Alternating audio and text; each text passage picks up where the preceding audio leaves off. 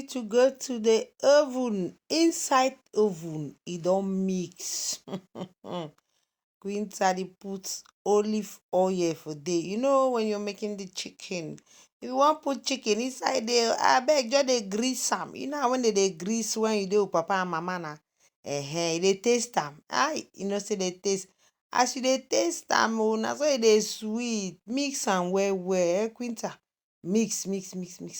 I say oil the pan, oil the pan. Yes, start dey put the chicken so that e go inside the oven. Everything na inside too.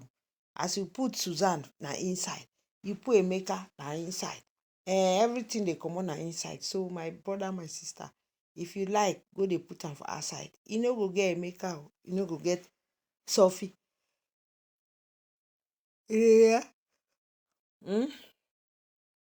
You water go?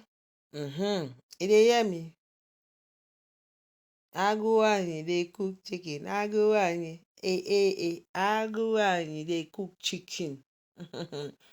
Beautiful woman dey cook chicken, my people. This one na evening meal for weekend. This one na dinner. Oh yeah. Ale. Oh yeah. Can you enter there? Oh yeah. Enter. Oh yeah. Too na inside they put o. As a chicken dey enter, so oil dey comot there. You see am when papa and mama dey oil too dey comot. Na white oil dey comot for that one. Wait, you be bad guy. Bad guy. See how dey taste am. You be bad girl for tasting. Guys, always taste, even if you never taste am, if you no too like am, spit am out. Because not just put am like that. Might be if you can put am salt pass too much, who go eat am? So begin dey taste. Now e don enter oven. The ovenlicious and the oven. And this my oven I just put am like that. I put for where we go get, e go dey with now another one be this. So now this one we go dey eat am. Irish potato, unripe plantain. It is sweet. My people, you don't do this one before. Come taste am. Abeg taste Irish potato wey dey roast am with roasted chicken or roasted fish. You no go like to dey eat that fried one again na. My people, you don stay where dey eat fried o.